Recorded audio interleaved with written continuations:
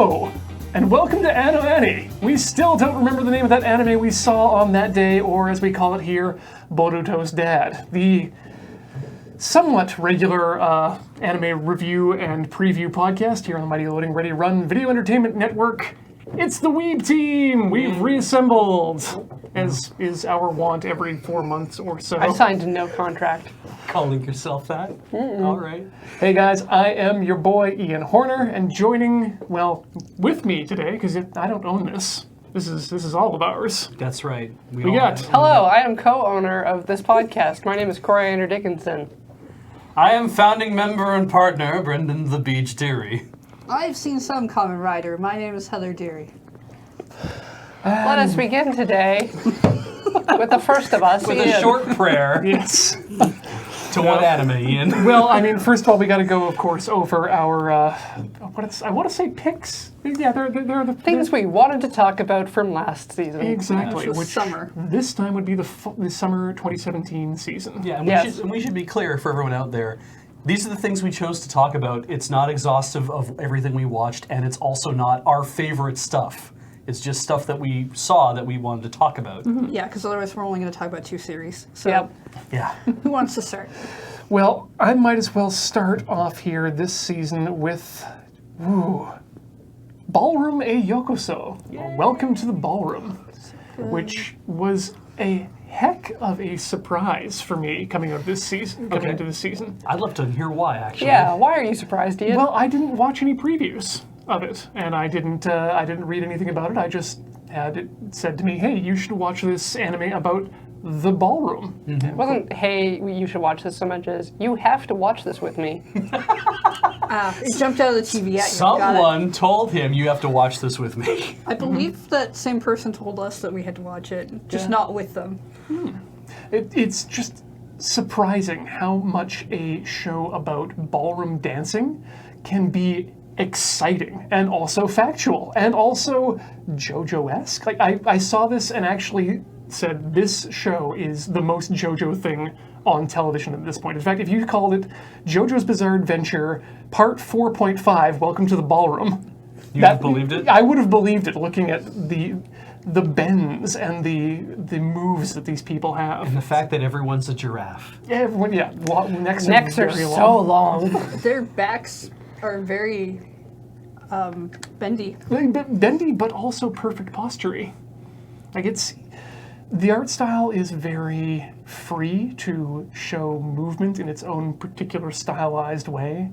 The story is, you're pretty much your standard shonen sports style series. Kid needs to find a new activity because he's going to a new school. He decides to try ballroom dancing. He finds out that he is preternaturally good at ballroom dancing. And then hijinks ensue as he works his way up through the ranks. It is a very shonen thing that they try to do a thing and they realize that, or they don't realize, but everyone finds out behind the scenes like, wow, he has the touch. Gasp!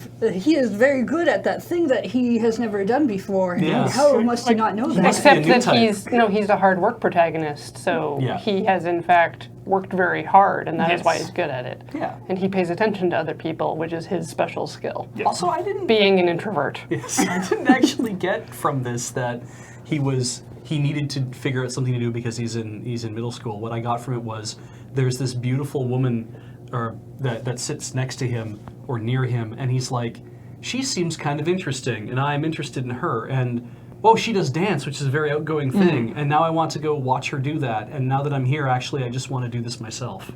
And I never got the point at where it was like, when did he stop wanting to get to know her? Yeah, like when did he stop wanting to, like, I want to date her, and turn into, I just want to dance? And it feel like it happened really, really early. It feels like that, but now jumping into the second season, which we'll get to, it doesn't feel like that the wanting to bone has changed. No, I think that's So- probably true.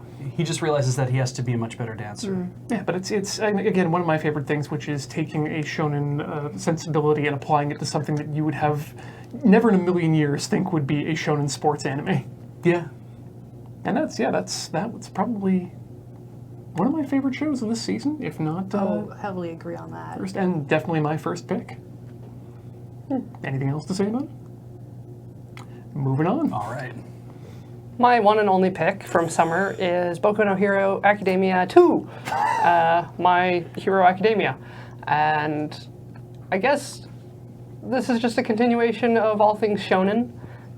The students at the Hero Academy go out to do some internship, and there's a bit of a tournament, and they get to fight their teachers, and the bad guys are on the move and getting together and being real creepy.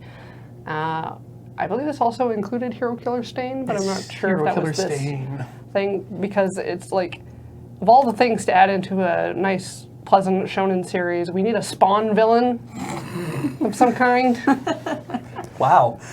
Okay. Who can only apparently be referred to by his full name and title, Hero Killer Stain. They Hero never Killer not, Stain. They never not called him that? Yep. Okay. Every time. Huh. I think what I like most about this season was the addition of some of the new characters who have instantly, and the expansion of the characters we've already seen, like Space Woman 9, face sucky finger alien girl, spacesuit person, and the best hero of Please all, just talk about Froppy. Best Genist. Oh yeah, Best Genist is pretty good. He's a man who just wears denim everywhere. Just all the way up to to here. his eyes. He has like a belt around his face. Wow. It's great. He makes his crew all wear jeans He's a and professional. comb their hair down. He's a professional hero who's part of the mentorship program. What's his power? I have no idea. Wearing jeans Okay. and having great hair. I don't even think he can manipulate denim or anything like that. I think he just wears jeans really and that's into his it. power. Holy crap. Wears them the best. Okay. That's why he's the best genist. When you say it that way, it sounds like you mean something different. Like best genius. That's I think that might be it. Like science genes. Well, it's like internet I code. think we finally discovered what the principal's power is, because the principal is an anthropomorphic mouse, and his magic power is that he is best at strategy. Like, he can predict everything that someone's going to do and plan around it. Neat. So he gets to sit leisurely in the mech body of a giant robot and drink tea while laughing maniacally and explosions go on. Looking back on the season, a lot happened. They went from the tournament arc at the beginning, which was also a sports day episode. Yes. Then the fight tournament portion of the arc. Then they got to the final exam of that portion of the arc, which was fights against the teachers. Yes. So, and then the hero killer arc happened. And then more. Like, It was in 13 episodes? it was packed full of stuff. Okay. That's actually I pretty think good. that's combining 2 13-episode segments, but I think that all happened recently. Yeah, it all happened in an uninterrupted stream. There's always stuff happening. Like, even when they go out for like shopping trip day, it's like, oh no, an encounter with a villain.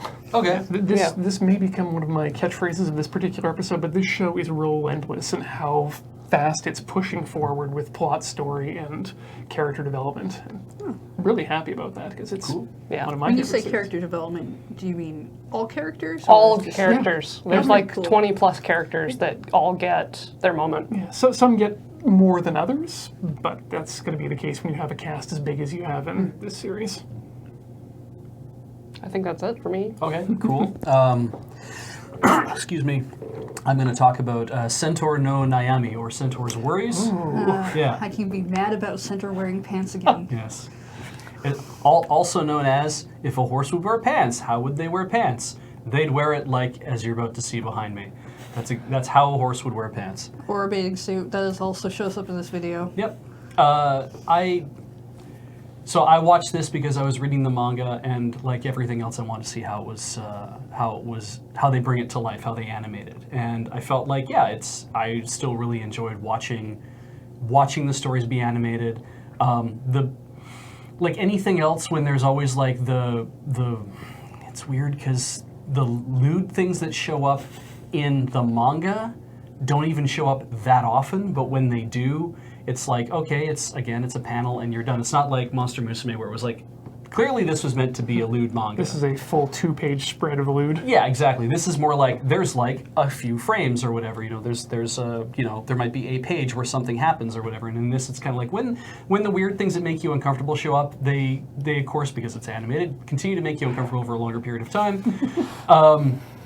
But there's not a lot of that, and I love the fact that they got to the point where the Antarcticans show up, which are the snake people. When they show up, they're a little odd because they make them into Vulcans essentially. It's like we don't understand what you have these kind of why you would have these type of emotions, or that you would have this kind of art. Like why do you have art? Why do you have culture? We don't understand any of that. What is love? Yeah, it's a little like They're the not snakes, right?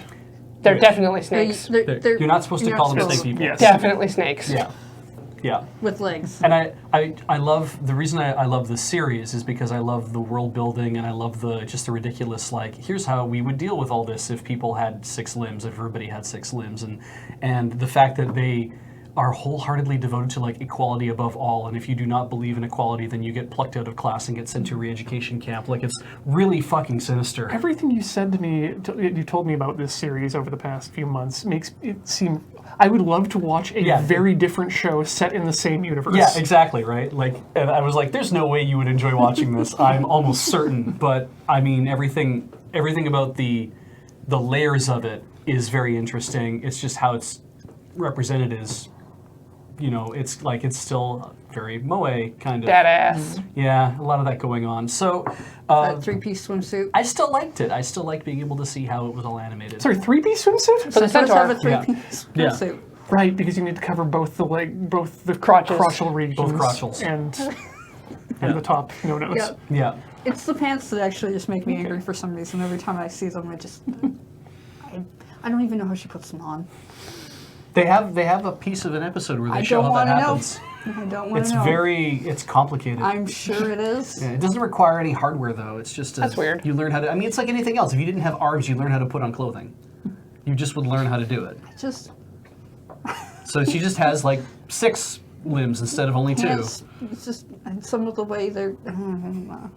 Yeah, no, I have trouble getting my pants on the right direction sometimes too when it's really dark and I don't want I'm to either really high or really drunk. Or have no arms. Pants usually don't go on in that situation.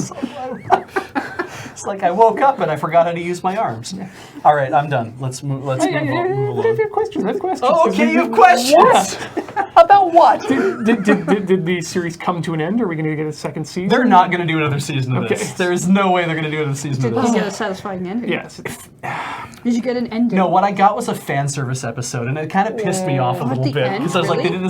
they did a fan service episode at that part where right now where she's running and they're all like, Are they playing D&D They're or playing- something? They're playing a video game, I Yeah. think, is how it all works. Some out. RPG. There actually is there's a few chapters of the manga where inexplicably Hime, the centaur, ends up in like a medieval world, and I'm like, oh, it's gonna be one of those things where she's like playing, she's playing a video game or she's playing an RPG or something with her friends. No, she literally time slips into a medieval world. They see her as a god, and it spends 3 chapters going through this whole thing of she needs to try to find her way back home. And what's even weirder is that the mangaka interleaves it with other chapters. So there's a chapter where she's fucking gone. Then the next chapter is, let's see how the Cheese sisters are doing and whatever. And then it's like, what the fuck? And you come back to, it's like, and now she's back to Hime doing this thing. Like, oh my God. And then like after 3 chapters of this, it's like, well, I'm just gonna, we're gonna figure out a way to bring her back home, and she comes back home. Did the manga just say, like, I'm bored of this interesting new world I've created. Let's do a dungeon manga now. Yeah, it was weird. It was like kind of out of nowhere that it was just, I don't know what stories to tell, so I'm going to tell this story. Oh, well, actually now I have a plan for it. I want to do it over a series of chapters. And I'm like, that must have driven the fans nuts. Like, anyone reading was like, what am I reading? Well, how did you feel about it? I, like, that in the manga, when I figured out what was going on, I was like, okay, this is fine, it's interesting, it's whatever it is. And when it wrapped up, I'm like, sure, that's great, let's go ahead. The anime where they end on a fan service episode, I'm like, I completely understand why you did this, because you were like, we have to build in our requisite number of tits for this show to keep people watching it and get them to buy the Blu-rays and stuff. And I was still like, I guess. I feel like that was very. Like, I have nothing against fan It's service, very but mercenary. as an ending, that seems really Yeah. weird. Well, it was the only same half kind of, the episode, because then the other half of the episode was something else. But the fan service thing is what stuck in my head, and I can't remember what the Oh, second half of the okay. episode It was. feels like something you'd want to throw in as a Blu-ray extra. Kinda, to yeah. To literally get people to buy It should have been Blu-ray. an OVA, Yeah. but whatever. Oh, whatever. Are you... I was fine with it. And Your question's been fulfilled. My questions have been fulfilled. All right. Cool. Moving on. For one of my picks for the summer, I went with Action Heroine Fruits, which I believe I did bring up as a pick last time. It is one of those shows where local town is kind of small and dying out a little bit. There's it's not a community center, it's a theater? It's like a cultural center. A cultural center Yeah. that the one girl who ends up leading this group wants to keep going because her grandfather or father or whoever had this place built and took her there, and it's going to get destroyed. They're going to take it down, and her aunt is like, hey, if we can find a way to get everyone to come here and fill the seats, we can keep it open.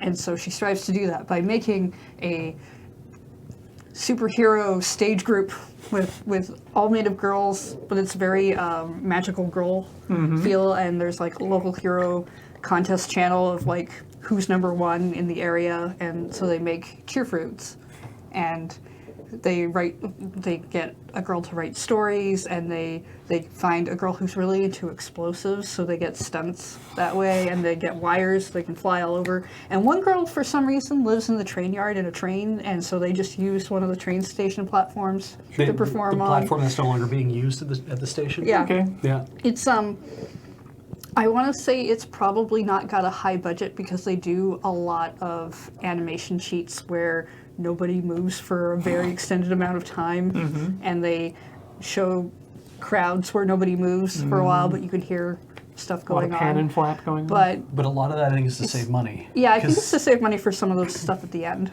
Because This is quite good. there is a lot of animated stuff where there is fighting and stuff going on where they do animate that, and plus you don't have to sit through the whole story. Like you don't have to sit through like them acting out the whole thing on stage. But one of my favorite parts is, so there's a girl in a wheelchair who is helping direct and stuff, and her twin sister, who is an idol who is retiring or whatever, comes to town. They get her into it, and she's this girl in the wheelchair is trying to help, and they're like, no, you should be on stage too, but she can't quite do that. So she takes up a director's role, and she orders this box from like Amazon or something, and she's like, all right, I'm gonna direct, and we have to be serious. And she starts to direct. They're like, what's this box for? And they mess up, and she pulls out a metal ashtray out of the box and just flings it at them. And she's just got this pile of ashtrays, and she's just like, again. Which apparently is a reference to an actual director who used to do that. Oh, It's And she's weird. 500 ashtrays in this thing. She's like, I'm gonna do it this way, so I'm gonna do it. I can see that. That's so good. Yeah, it was. There's. It's pretty delightful. It's a really cool series. I think they really. Everybody gets a chance to shine in the show. Everybody has a bit of story, and you really do feel at the end. You're kind of like, do it, yeah, and you're like, yes, and they did the thing they were supposed to do, and was good. Did it. Yeah. And they did it, and that's Yeah, what's important. they make a show where they time some stuff with fireworks. It's happening in a festival behind them. Yeah, except that gets all effed up because they're like, oh, well, it's going to rain, or we're not going to have to do the fireworks at a different time. They're like, but we're in the middle of doing the show, and we're going to time the show, like, climax to the fireworks. And it's like, can we actually pull that off? And, yeah. Yeah, and I like the little rating show, and then it's like they get up really high in the ratings, and then they fall like to like number 22 or something. And there's like hundreds of groups, and they're all like, oh no, we did so poorly. But everyone in town's like, no, we're really proud. Sign our beer so we may sell it. It's cute. I like it. Nice. It's a little bit realistic. Yeah. I mean, well, definitely everyone is like. There's a girl in the troupe who is definitely like, oh, we have to come up with branded goods, and so there's this undercurrent of we have to come up with like T-shirts and all these other things as well. I don't know what show that is. Yeah, we moved to a different show all of a sudden. Oh, Rama. Weird. Or something. What? Action cheer fruits? No, No? this is something else. That That's entirely. action That cheer is. fruits. Okay. Weird. Okay, I don't know what that is. Oh well. Moving on. Yeah. So my second pick from this summer is kind of a cheat, but I'm going to let it go. All right. Are we going to let it go? Yes, yeah, because I don't really have a yeah. choice. Okay. Because technically, I had to make a choice that was on the spreadsheet, and that choice was Haikyuu Concept no Tatakai. Okay. Now, I'm not just talking about the movie, because we haven't watched the movie. We did just finish marathoning the entire series. All right. What is Haikyuu? Haikyuu is the story of Volley Boys. Sorry. Volley Boys? Haikyuu is the story of a young boy who decides that he wants to make a volleyball team. So he does, but then it's bad because no one joins his volleyball team and he can never quite make it, and junior high is over and it's sad. Then he goes to high school and gets on an actual volleyball team. And that volleyball team was it used to be a powerhouse school, and now it's kind of fallen into disrepair due to some bad management and bad students. It was a volleyball powerhouse school. Yes. Okay, cool. Just wanted to be sure. What did I say? No, you said it was a powerhouse school, and I'm like, no, that's cool, but he ends up at a school where they don't have a volleyball team. Where they generate coal all day by shoveling it in. And It's just like, it's always, they end up at a school where the team is already a good team. Yeah, And no, this is they- the thing where it's like, we used to be a good team, but then we stopped being a good team. yeah, and so they got the nickname the Clipped Crows. Because of the name of their school, Karasuno, references to crows everywhere. You can see possibly in the background, in every opening, they're always associated with crows. Right. And then, so they're now the Clipped Crows, but this is the story of their three seasons of them clawing their way back up. After season 3, which is this movie, by the way, the season was an entire single match. Wow. Yeah. It was good? It was really, really good. This was on par with Welcome to the Ballroom in terms of just moments of triumph going through it. And it's the characters are great. You get to see them develop. The nice thing about Haikyuu, over top of things like Prince of Tennis, is that it's not entirely fantastical. Pretty much everything you see people do in that series, human beings can do. With a little bit of exaggeration for speed of balls and whatnot, but But it isn't Prince of Tennis. no, it's not Prince of Tennis. It's a realistic sports series. And Cool. yeah, I'm now waiting anxiously for the next chapter to be animated because after 3 seasons, they've clawed their way up to winning semifinals. Wow. Yep. We haven't hit the finals yet. Yeah, they haven't. They now have, I believe, the ability to go to nationals. Cool. Yep. So they could lose the finals in order to let them go to nationals and have it be an even bigger victory. I kind of thought like, and we're going to see some failures because they'll have to claw their way back up, and learn from their mistakes. But no, they've just kept winning. All they do is win, win, win every day. Good. But they do that in an entertaining way, right? Yeah. Like it doesn't get old. Oh no, you never feel like any win is guaranteed. Nice. Nice, cool. Yeah, so that's my second pick. On to Beej. Oh, right, yes, because you had the one pick. Yep. Tsurezure Children. Tsurezure Children is it's a series based on a 4-panel comic by Wakabayashi. I always forget his name. Tomiya, I think it is. Anyway, because the reason I mention that is because he originally did a series of webcomics, or a series of four-panel comics that were just this, and it was just called Wakabayashi's 4-panel collection, is all it was. But it was this constant thing of, let's take a bunch of high schoolers and let's enjoy the awkwardness and youth and embarrassment and pain that comes with 2 people liking each other. Cheery.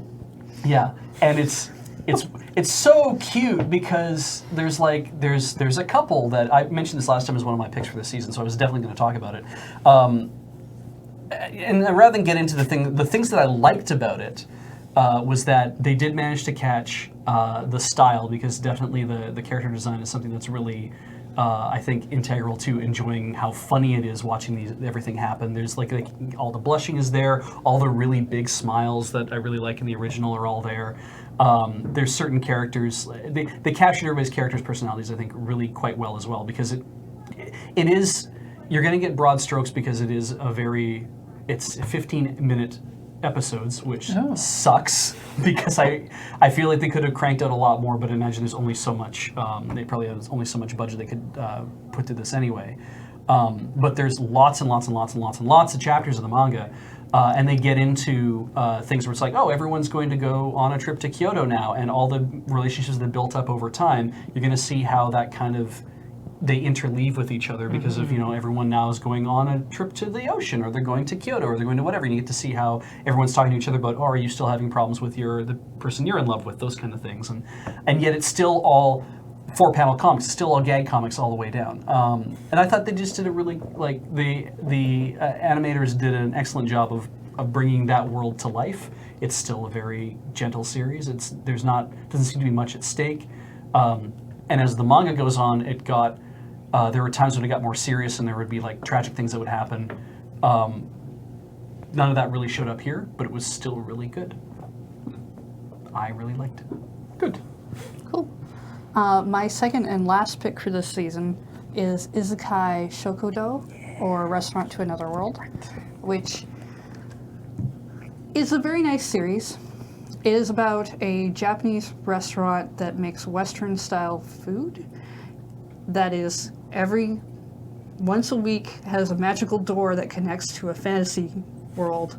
So you end up with, on once a week he gets customers that are, like, there's humans, there's elves, there's lizard people, the fairies, demons, the dragons who turn into humans to enter, and it's this nice kind of RPG setting, like a tavern thing where people come in, and it's always kind of fun to watch them enter for the first time because they're like, what is this weird door? Sometimes the door is actually attached to a building, so some of them think they're going into a building where the restaurant disappears, and then sometimes it's just a freestanding door and they're weirded out by it.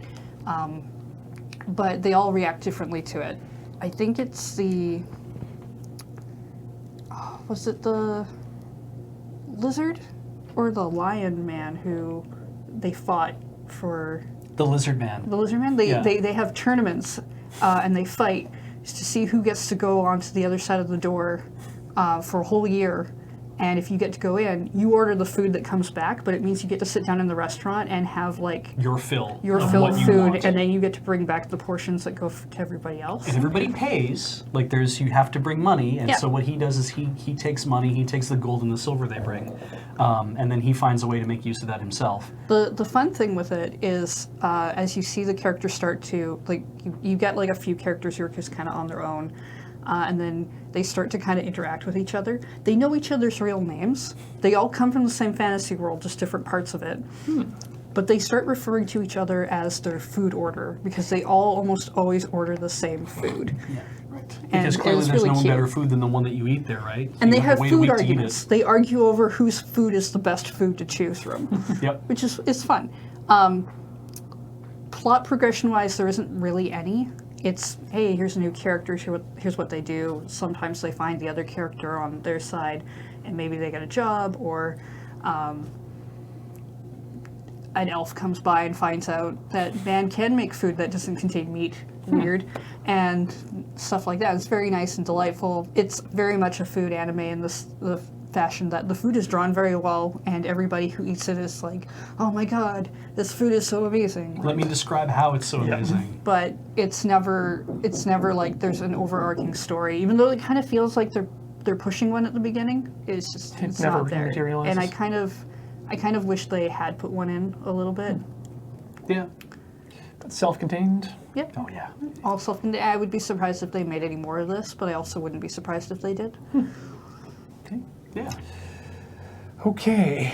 Actually, Beej, you're the only other person here with something left on there. Oh, God, you're right. Wait, no, you have 3 too. Yes, I do, but I think we're going to want to talk about That this. one last. Yes. Okay, so then I'll go next. Yokai Apartment to Yuga na Nichijo. The Yokai Apartment goes by an actual real name, but it's about this young man who his parents die, He lives with a family for a while. He feels like he's taking up a lot of space. So he says, no, when I hit high school, I'm going to move out. So he moves out to the cheapest place he can find to live, which is that place, the Yokai Apartment. For those of you watching the podcast, you'll have seen it just go by there. And the reason it's so cheap is because it's filled with yokai, with spirits and ghosts. Not and entirely. There's some other There are ones. some people who live there as well, but there's a ton of yokai who live there. This is based on a manga I'm reading, and this is really good. Like, they really pull it all together. It really feels a lot like it does in the manga as well. The young man is kind of lost. He doesn't really know what he wants to do. But he's like, I'm going to take steps towards doing whatever. He moves into the place. He gets all freaked out. There's a whole bunch of yokai there. And so then when, because he has to live there for 6 months before the dorms open up, the new dorms open up at the school he's going to. They lit on fire or something, Yeah. so he couldn't go to the dorms that he was supposed to go to. Yeah, so he lives here for 6 months, and he's all scared and stuff in the beginning, but slowly he starts to get to know everybody, and there's all these like cool people who show up and visit there as well, and he ends up having some hero worship for Ryu-san, who's like, I believe he's an exorcist, but he's very, very powerful. He's a mage that does whatever. And there's like a famous author who lives there, and there's like a high school girl who lives there, but she's also an exorcist, and so that's her right there. And after 6 months, he moves out, and he moves into the dorms, and then he realizes that he's lost the closest thing he's ever had to a family, and now he wants to move back, but he has no idea how to do it because he was like trying to take steps and move forward in his life, and so there's a lot of that. There's him interacting with his completely platonic best friend. There's absolutely nothing going on between these two boys, none whatsoever. That doesn't feel that way. Sure doesn't feel like that. So they have their relationship and their friendship as well, which is really interesting. And this is a thing where it's continuing into this season, which is Is great. that the best friend with all of the sakura petals and slowly removing the jacket? That one. No. That one. That- yeah, that's yeah. Hasekun. Hasekun's that guy. Yeah. Pretty boy. Yeah. He shows up a lot with gifts for everybody, and there's like a little child ghost Yeah. that he essentially acts like a dad towards. It's really cute. He dotes on him all the time. Ghost it's really dad. Weird. Yes.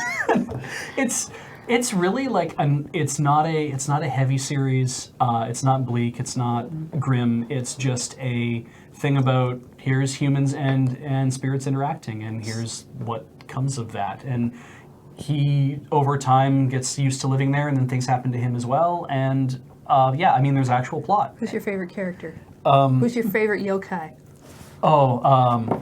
Ruriko-san. Yeah, the hands. Ruriko-san's the best. She is a set of hands. That's all she is. Oh, And she cooks the best food you've ever eaten in your life. just like best hero Boku no Hero girl. She's only a set of hands? She's invisible. Oh! Rad. Let me So tell she you. wears clothes, and Let me tell you, the arrow art of her is incredible. I've seen cosplay. People have done cosplay, and they yeah. That's good. For the next one, for Ian's, I would say Ian should go through the synopsis, and then we could all take turns talking about what we love. Yeah, because I know Yeah. we're all going to want to have words about this. This is a show that completely blindsided me this season. I had no interest in watching it, looking at the descriptions or the art. Yeah. Made in Abyss came out of nowhere. Someone said to me, watching the first episode of this, it looks pretty good. Something bad's really going to happen to these people.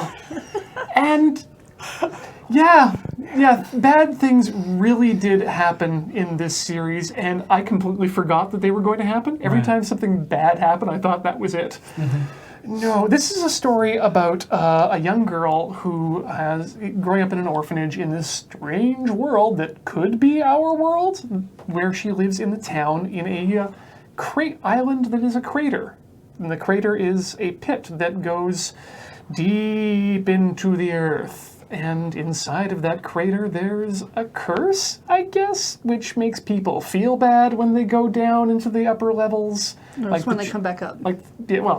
When the children, because children are the ones who start out training and they go into the abyss, as they call it, and hunt for artifacts and bring them up, and there's an economy and sales happen.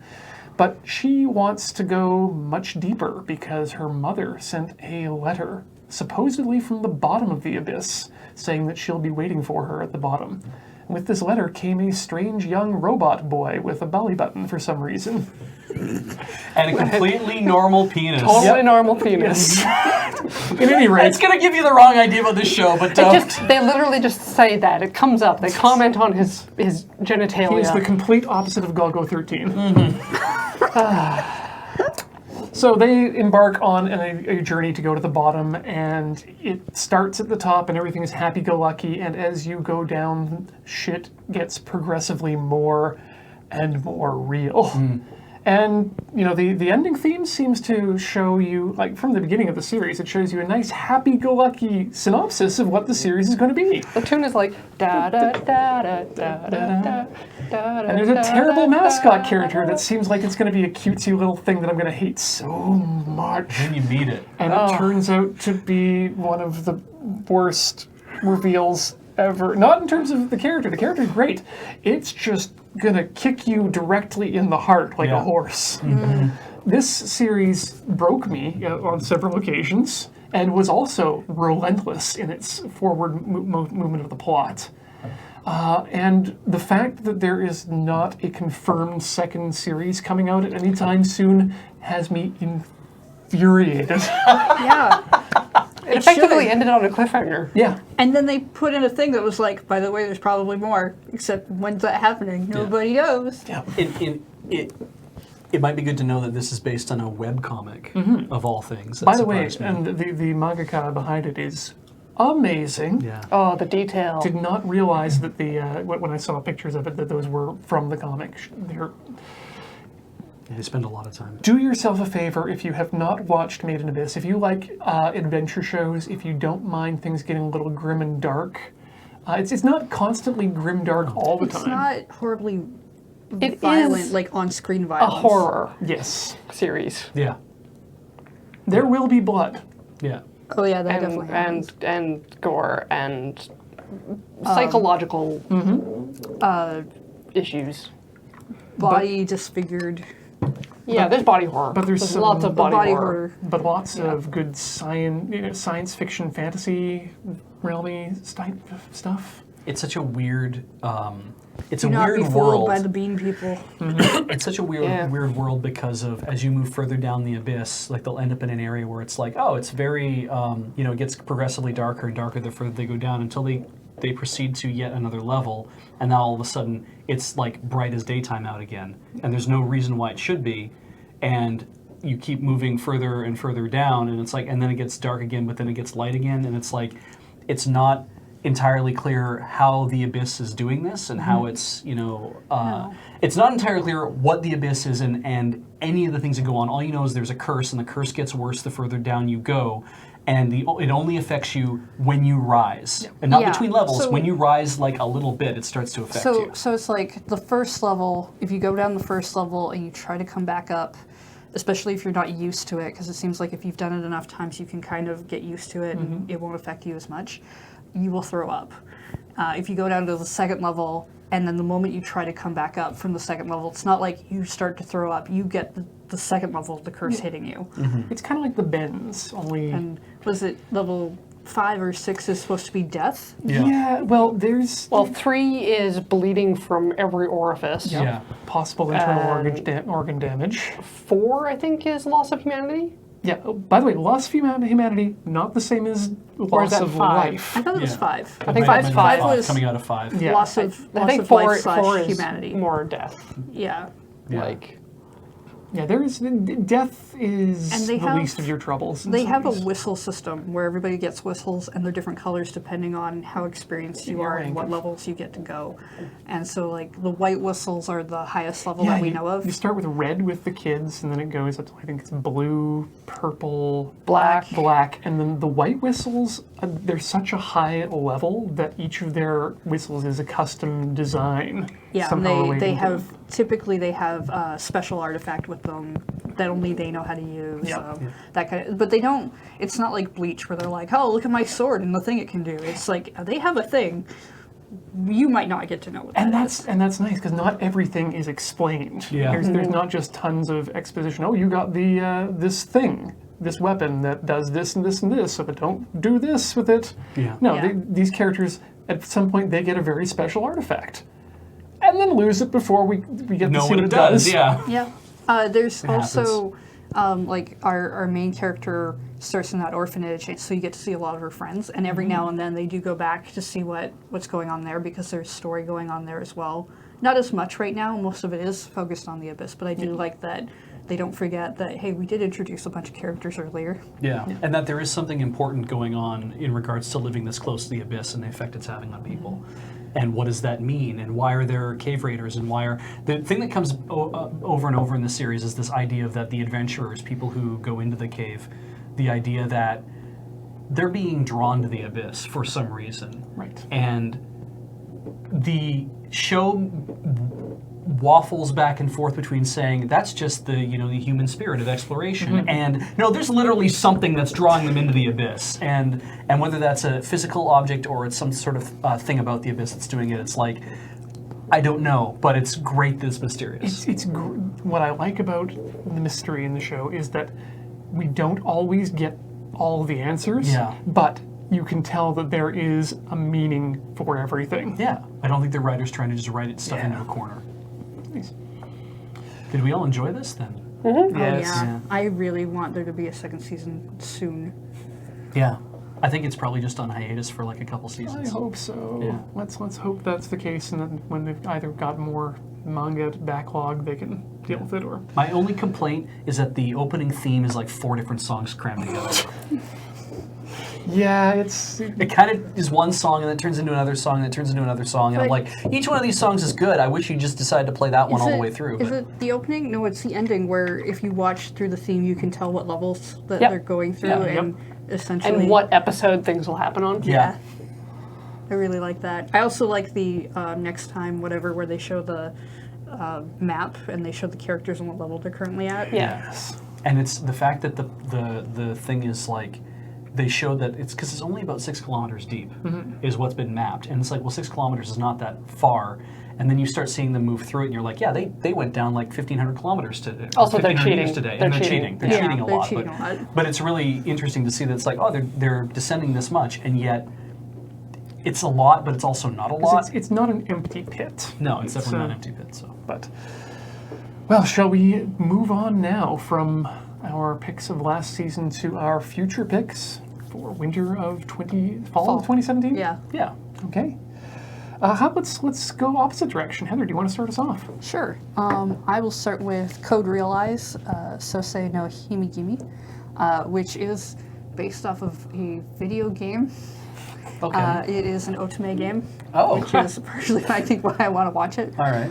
It follows the same plot. So it's the main character is Cardia, and she lives in a mansion that's abandoned on the outskirts of town, and she has a deadly poison within herself, so if she touches anything, they rot or burn or whatever. And then, so people think she's a monster. And supposedly what's supposed to happen, because I didn't really get a chance to watch the first episode yet, but the royal guards come to take her away, and in the middle of that, she is rescued by Arsène Lupin. The original, I think. First, the okay. first. And Victor Frankenstein, I'm just seeing. He's going to help her locate her dad to find out why she's like this. But yes, there is also Helsing, Victor Frankenstein, Saint Germain, some other character who traveled with Arsène Lupin once, who's not the samurai or SK Jenkins. yeah, it's not those. Not Because Ishikawa going on the first. It is an otome game, so it's going to be, look at all the pretty boys, here's one girl, and I suspect the story might be pretty good, because the game is supposed to be one of the better otome games from what I've read. You know, doing some research for some streams. Code Realize. Yeah, it's a game for the Vita. Oh, really? Yeah, Okay. Okay. Neat. Are you going to play it? probably. Well, I'm going to watch this anime. Might just be easier that way. Well, I can figure out which boy I want to go down first with. exactly. Yeah. All right. I'm going to pick, my first pick is Yama no Susume Omoide Present. Yama no Susume is, the English tagline on this is encouragement of climb. I see there are tiny children here. Yeah, it's super cute. It's about a bunch of girls who I'm going to get to watching this because I'm actually trying to watch my way through the first season, and I'm reading the manga, but the manga translation isn't happening that fast. So I thought, well, I'll just watch everything that's come out so far. What Beej has picked is an OVA, which means you probably want to have seen some of the previous. So I have to catch up to It's this. just- Is the idea. So I did what you did with Haikyuu, essentially. But yeah, this is something I've been meaning to watch when I found out that it actually got made into an anime, and there are, I think, like 3 seasons of it anyway. And it's just a girl who ends up in, I mean, they look like they should be in middle school, but I mean, they're probably in high school. So she ends up in school, and They look like elementary school I kids. know, right? So I have no friggin' clue how old they are now that I think about it. But she ends up in school, and a girl comes and finds her who's very outgoing. Is like, hey, remember we used to be friends, and we once in elementary school we once stood on a summit of a mountain and held hands and said we would do this again sometime. And so I want you to come mountain climbing with me. And she's like, I what? And she gets drug off to go mountain climbing, and she doesn't want to climb mountains. And then she eventually learns that standing on the summit of tall hills is very interesting and nice. And then they all go out mountain climbing, and they meet more people over time. And I was like, I want to read more about. I want to watch fucking K-On! About mountain climbing, and that's all. I just want to watch K-On! Mountain climbing. That's all I want to I do. remember watching the first episode of the first They talk season about with you, gear. and the quiet girl is into doing crafts, and loud girl comes up to her and is like, remember me? We have to go do this outgoing thing that you clearly don't want to do. And I was just like, oh, I hate her already. And then the end theme shows like all these crafting things, and I'm like, can't I watch the anime about the crafting girl doing the crafting? Why am I watching the anime about the crafting girl being forced to go mountain climbing? Yeah. So I'm looking forward to seeing more of this, and then eventually maybe getting to watch the OVA and see how happy they are mountain climbing now. She didn't need those friggin' crafts, did she? I just want more series to start with 2 people saying, this is nice. We should do this again sometime. So, volleyball's nice. That's my We should do this again sometime. first of my picks that I'm hoping to watch this season. Corey? My first pick is Inuyashiki, which is Yes, maybe it's the awesome. opposite of what you just picked. Yeah. It's based on a manga by the mangaka for Gantz, so we're looking at potentially some hyper-violence. It's about a really old man who gets killed by aliens and given a nice new robot body that has superpowers. But although another kid also died at the same time, and he gets a robot body, but turns into a sociopath. So You really summed it up way better than the capsule did. It's So fun. that's Let's do this again. yeah. Oh, it looks... It's like, what, a 10-volume series at this point? Yeah. But This was listed as psychological. yeah, there's like if you're not familiar with Gantz, maybe don't start with this. I showed Beej the trailer of this because I'm like, hey, look at this. This old yeah. man doing a Nope. thing. He's like, cool. Old and then man about he, to die. He And robot then that happened! Yeah. What, you weren't concerned about the guy finger banging the crow to death? I didn't even. I don't know how you fuck crows. But it was just bang. Oh, that. Oh, Okay. yeah. Which is Right. like a great callback to Gantz, I feel. Yeah. Where a guy finger banged a train. Not Yu Yu Hakusho? No, that's actual finger banging. Okay. The one in Gantz is just him committing suicide by train. By actual, we mean that's the You actual mean- term. You mean finger guns. Anyway. Like, Sure. bang. Cool. Okay, cool. Inuyashiki. I thought it was going to be a little more like Nope. like Ikiru, Ah, a man who's like about to die, but then he gets a robot body Or Benjamin Button. and learns how to be a better person in his robot well, body. he decides that he's going to try to help people with his robot body. That's what I mean. But again, there is someone else with a robot body. Who can just finger bang people? Yeah. All right, let's move on. I like anime. I enjoy Inuyashiki. I'm glad I'm not the only one who's thinking about Yep. that. Oh, I guess that means it's me. Yeah, it's Ian. All right, so my first pick for this season is Welcome to the Ballroom. Good, that was Good, easy. yes. Good Wow. pick. I agree. I think there's- it's going to go well. Really not much to say about this except Is there that dancing? There's a new girl. yes, there's a new girl. She's who's a shit. total. Oh, I hate her so much. Awful. She's pretty awful. Like, this is She's going to be great. It's interesting because he's learning how to relearning how to dance because he learned from dancing with her how much he sucks. Yeah. Which it sucks because when you watch the first season, it's like the whole flower and frame part Oh, and all yeah, that. You're it's- like, oh, he does know how to do this. He's an amazing dancer. Look at him go. Yeah. He'll go all the way to nationals. No. He was dancing with people who already knew how to dance and Yeah. were good. So that worked out in They his were favor. holding him up. Yeah. Yeah. Yeah, so this is a show that blindsided me as well, because I didn't realize that the show, we actually kept up with Welcome to the Ballroom this year. Yeah, that's good. And so we rolled right into the new episode. We ended the first season, and I thought, wow, I hope this gets a second season, because I'd like to keep watching this. And now we just kept watching it. Yep. Good. With old what's-her-face. Oh, Mako. Best girl. Oh, wow. Okay. Anyway, moving on. All right, my second pick for the upcoming fall is Kino no Tabi, Beautiful World, the animated series. So Not like they haven't already had one. yeah, the first anime actually came out. I looked this up in North America in 2004. It's based on a series of light novels, and it's got A very different Kino. color palette. Kino. What color is the bike? Is the traveler, and her bike Hermes, who's Should be blue. talks, but not in that cartoony Disney way of bikes that talk. It's just it has. It doesn't have a fucking mouth, all right? know. It talks like a normal bike would talk. I want this series now, but with like the Pixar Cars Very style Cars. motorcycle. So the premise of the show is that she travels around to learn about different countries, and they call them countries, but they seem more like towns and cities. They call them countries.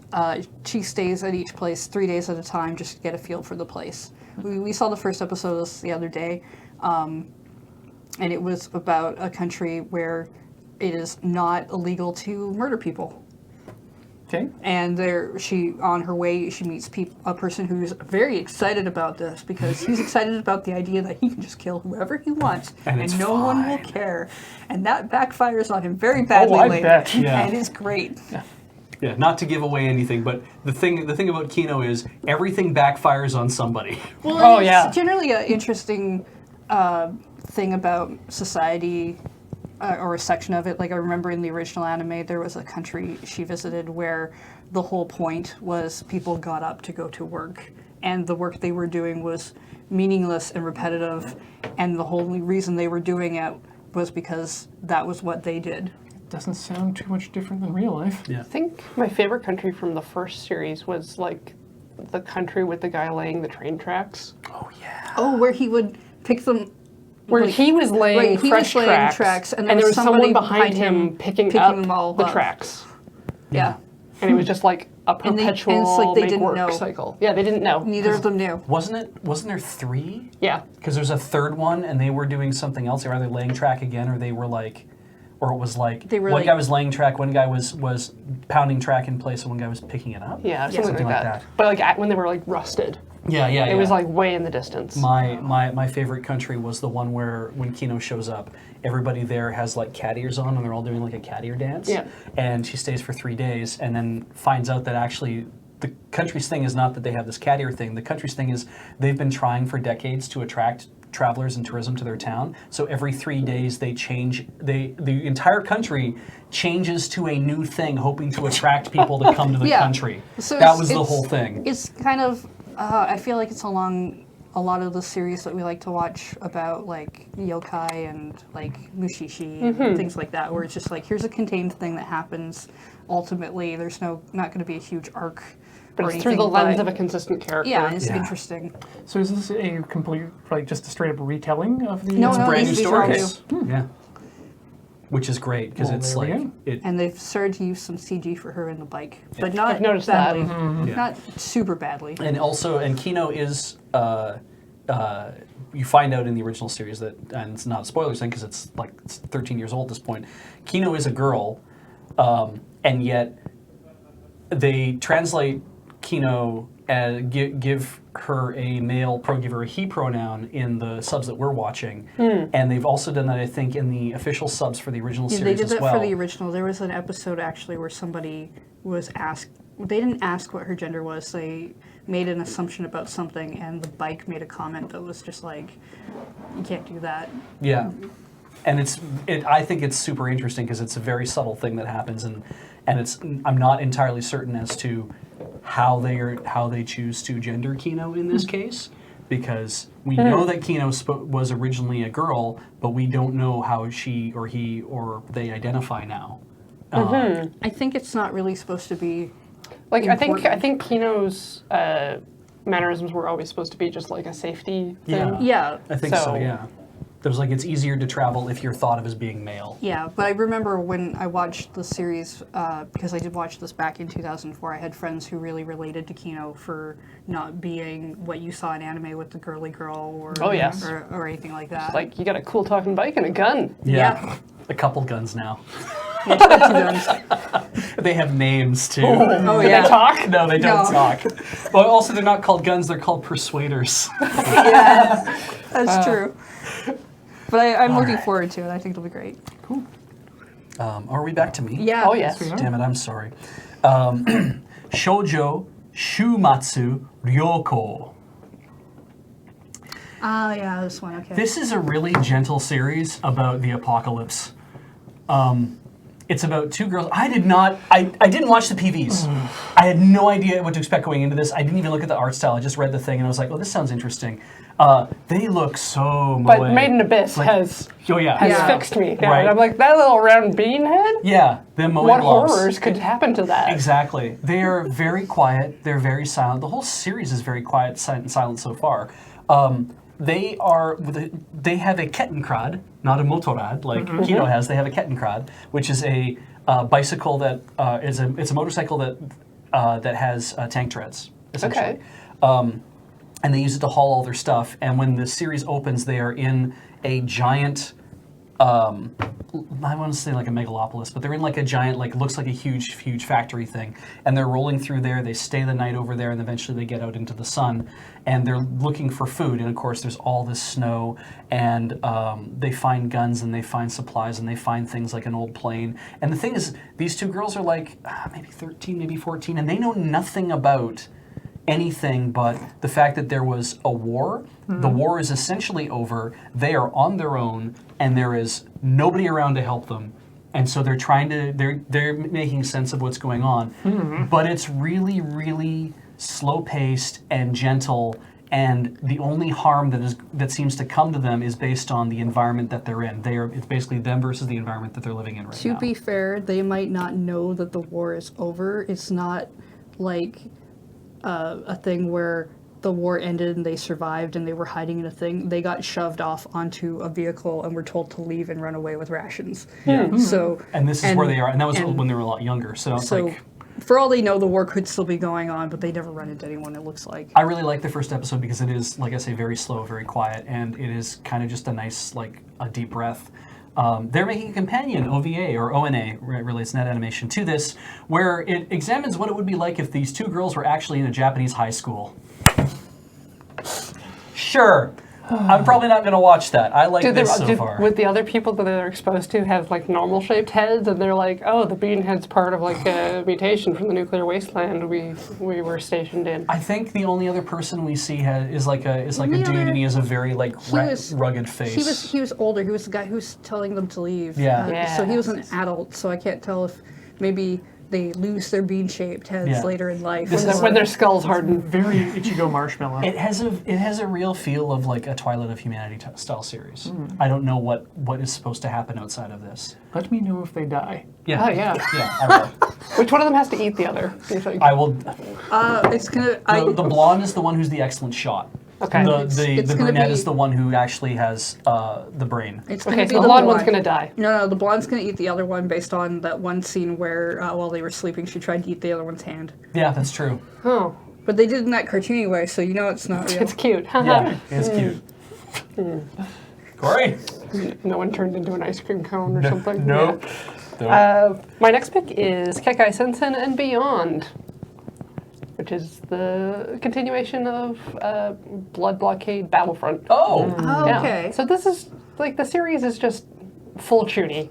Like it's just over the top, wacky, zany adventure with a group of misfits that are all super powered, and a guy that is mostly a normal guy, but he has a special unique power, and he gets in with this group of renegades. So the last season, I guess, the series ended with like them basically saving the world from apocalypse. So I don't know what's going to happen next because I don't read the series. I assume Beyond. I think so. I think Beyond Yeah. because the last one had a lot of vampires and whatnot, and this might just be more regular city troubles with giant monsters. Regular things. Trying to take the subway, not being able to fit on it. Yeah. Wow. All right. What? Yeah. Monsters have problems too. Did they just do organized dancing? Yes. Okay. I mean, I'm in They for have that. like I do choreographed that. moves and special stuff, and there's like every character is specially unique, and they use blood in a lot of their fighting. Okay. So like the werewolf-looking guy makes like these giant F-off crosses out of blood, and then just like wham, and he kills vampires with them. Yeah, that seems right. Wow. All right. Neat. Yeah. And the music sounds fantastic in it, so Yeah. I'm gonna have to check out the first series, I think. So, Yeah, I think watch I along. will too. Okay, is that it? And again, yes, everyone has special attacks, and they yell them when they get big text on the screen when it happens. Oh, I didn't know that. You didn't know there was text on the screen? Nope. Oh my God. And like the Germanic sounding. I feel Like- like I'm gonna have to get into. She's a werewolf. That guy that's big and muscular is the husband or ex-husband of one of the other characters. Who's And he's Mustache actually Man? just like he's like a symbiote character. Mustache Man? Yeah, clappy mustache man. Clappy The tiny mustache monkey. man. The tiny monkey's name is Speed and is super fast, and the only person that can see him is the main character. Really. Can the only person that can see the monkey when it's standing still? No, when it's moving. When it's moving. Yeah. Okay. I was like, wait. The only person that can see the really fast monkey is the main character, and the main The main character's not character's crazy at all. special power is he has magic eyes. That can yeah. see things. I have normalized that can see things. See, he's got eyes that can see things. Specialized. He's got the eyes of God. Oh, great. No, I do want to go back and watch the first one now. He can sew up people with his eyes. Now I have two things in common with Blackjack. Sorry. I'm gonna have to get into Japanese typography, I think. I'm loving all these fonts on screen. Hey, what up? My pick now. Yep. And it's, so I didn't pick from last season Fate Stay Night Apocrypha. Okay. Wait, but it wasn't a stay night, was it? It was just No, Fate it was Fate Apocrypha. Apocrypha, yes. Yeah. Yes. Yeah, it's continuing on to this season as well. And I didn't watch it, and I don't know that I will. It turns out I like the main arc, or at least the main universe of the Fate. Like Fate Zero. Fateverse. Yeah. Fate Zero, Stay Night, and its branches. Which is why my pick for this season is going to be the movie Fate Stay Night Heaven's Feel, I Presage Flower, if that's indeed how you pronounce those words. Okay. Yeah, this is going to cover it's the first of a number of movies. I think it's going to be 3. Oh, Correct me if I'm wrong. on the same storyline. Yes, which will cover the final arc of one of the arcs of the Fate Stay Night storyline. The Heaven's Feel arc, which apparently is the super depressing and super sad arc. Oh, so right up your alley. Yeah, exactly. That's all I know about it because I'm trying to go in as blind as possible, which I try to do with as many things that I enjoy as You're I not can. even watching this PV right now. I'm trying to keep my eyes We're from it. behind on the movies, aren't we? We're supposed to be watching Yeah, I think a couple movies I back think there are now. a few that we need to watch. At least the We end. need of to the- look that up. Yeah. Okay. But, yeah. If you like Fate, this is something you should probably watch. If you have not watched Fate before, this is a terrible place to start. Where would you start out of your two? Would you start with Zero or Stay Night? I'd start with Zero. Because Okay. Zero is probably the strongest series of all of the Fate series in terms of characters, story, etc. Yeah, in terms of the anime, I would also start with Zero. I know there will be many people who will disagree with that. That is okay. Yep. Which Stay Night would you watch? I could maybe watch the new one instead of the original. I would watch them both, but I would put the I mean, yeah, I would definitely watch them both. I'd but put the original after Stay Night. If you enjoyed Zero, and you enjoyed Unlimited Blade Works, yeah, then go back and watch the original, because it's a little bit less. It's a little bit more wacky. It's a little bit less fully realized. The budget's not there. Yeah, the whole reason I wish I'd seen Zero first was because the original left out a few details that I felt like I was supposed to know. and I would have felt better knowing beforehand. Yeah, and at least at that point you'll know that it's worth continuing through, as opposed to if you jump in and get disappointed, you'll miss out on a lot of good stuff. So that's that's my second and final pick for this season. So Heather. All right, my last pick for the season is Hoseki no Kuni. So let me tell you about a distant future where there is a new life form called gems. It is not a Steven Universe, no, but the art style looks brilliant. So I'm very Wow, happy it's about This it. looks amazing. really cool. So- Yeah. Super CG. 28 gems must fight the moon dwellers who want to turn them into decorations. They get assigned their roles. Foe, who I think is the main character, gets asked to edit a natural history magazine. Exciting. Yep. I know nothing more about it than that because I didn't get a chance to watch this one either, but the PV just absolutely sold me on it because it was just like, look at all these very shiny characters who keep getting cracked and it's what might be- sci-fi thing. I don't know what's going on. It's great. Battle athletes? Like, it might be hard to see over our shoulders, so maybe you need to watch the actual PV, but they all straight up have some CG wacky hair. Yeah. Yeah. Like, it's constantly shining and moving, and there's stuff going. It's very artificial. It looks This is really full neat. CG. Yeah. Like, not even just the hair, it's everything. Yeah. But the hair is definitely driving home the point. It's like, no, we can do this because we have computers. CG grass, CG hair, CG booty Yeah. shorts. It's just Yeah. CG moon Those dwellers. legs that go forever. Yeah. and that weird Yeah. Buddhist priest guy. Foe, by the way, wants to fight the moon dwellers and does not really want to be working on a natural history magazine. Which Of means that course. eventually the history magazine will be vital to what it is in Yeah, the beginning. I hope so. as I But- read the preview, it was everyone gets sorted into either being a fighter or a healer, Ah. or apparently also a natural history magazine editor. The thing I read just said that people got sorted into roles such as. So those okay. might have just been So it examples, could but have been, yeah. maybe. I feel like the natural history magazine portion is what's going to drive a lot of the background information they're going to. They're going to discover that the moon goes around the Earth. They're going to discover that moon dwellers are really gems too. I'm going to be really Maybe, I don't surprised know. when I start seeing the crossover Rule 34 fan art of this. Well, I was actually just wondering when we're going to see Harry Ord. Beej. Right. We are the my- crystal gems. My last pick We run a natural history is magazine. Mahotsukai no Yome, which to anybody who's familiar with the manga, I don't read the manga. I actually have no idea what this is because this looked very Oh dark. yeah, this You is a should watch series. the first stuff, not this new stuff. Well, see, the thing is that This is a TV series that seems to be starting from the beginning. Oh, Yep. good. yeah, the first episode starts from the beginning, and I'd thought about watching the OVAs, and then when I saw there was going to be a TV series, I was like, well, I'll watch the OVAs maybe later to watch like how they kind of put all that stuff together. But in the TV English. series starts from the beginning.